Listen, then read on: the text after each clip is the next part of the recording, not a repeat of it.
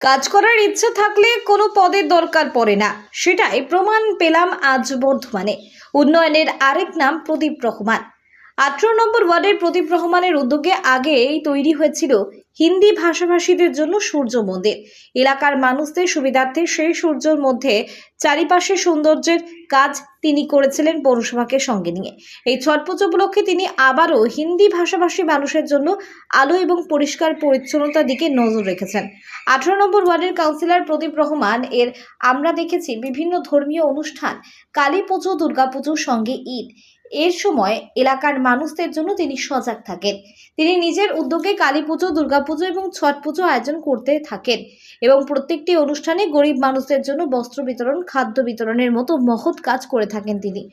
18 নম্বর ওয়ার্ডের প্রদীপ রহমানের উদ্যোগকে সাধুবাদ জানিয়েছেন এলাকার বুদ্ধিজীবী লোক।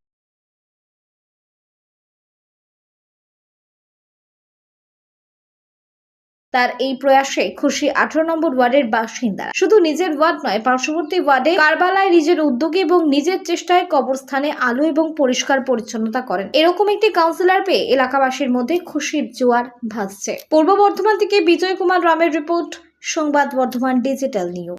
প্রায় এক সপ্তাহ ধরে আমাদের এই সামনে যে ছট পুজো আছে, এই ছট পুজো উপলক্ষে আমাদের প্রত্যেক বছরই আমরা এখানে পরিষ্কার পরিচ্ছন্ন কাজ করাই। আমরা হিন্দি ভাষাভাষী ভাই বোনদের আমাদের সূর্য দেবতা তারা পুজো করে বাঁকার ধারে, তাদের যেন কোনো অসুবিধা না হয় সেখানে আমাদের লাইটের ব্যবস্থা করা হচ্ছে।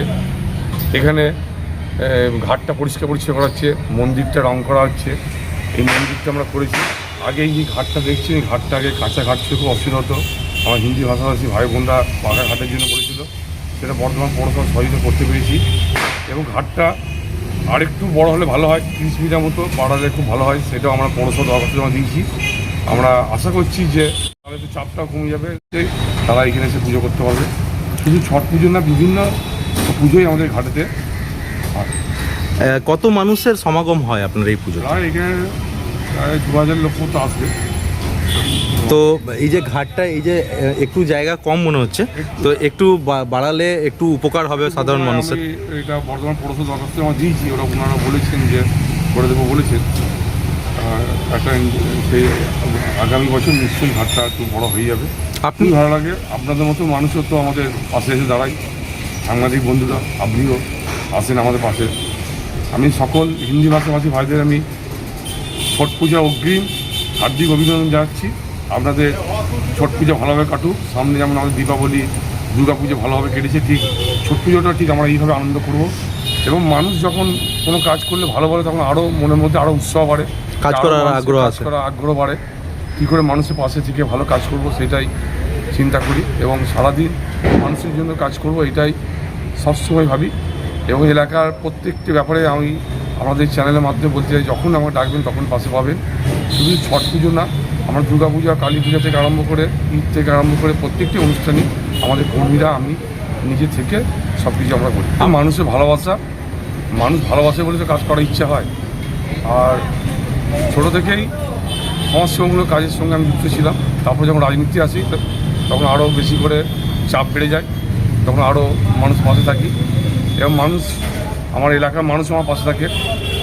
আর আপনাদের মতো সাংবাদিক বন্ধুরা আমি দেখেছি প্রত্যেকটা ব্যাপারে আমাদের পাশে থাকেন। এবং সকল বর্ধমানবাসীকে আমি আরেকবার আপনাদের চ্যানেলের মাধ্যমে ছট পূজার অভিনন্দন জানাচ্ছি। আপনারা এখানে আসুন, আমি হিন্দি ভাষায় ভাই বোনদের বলবো আপনাদের কোনো রকম অসুবিধা হবে না, আমরা সব রকম। আচ্ছা প্রদীপ, এমন হয় যে এলাকার পুজো, এলাকার মন্দির, এলাকার কাউন্সিলর, এলাকার লোকই আসবে, আপনার এখানে কি সেরকম ব্যাপার আছে না? যে কোনো এলাকা থেকে আসতে পারে? এখান থেকে আশেপাশে থেকে প্রায় 7-8টা ওয়ার্ড থেকে হিন্দি ভাষাভাষী ভাই বোনরা যে কেউ আসতে পারে, যে কেউ আসে, এখানে আসে।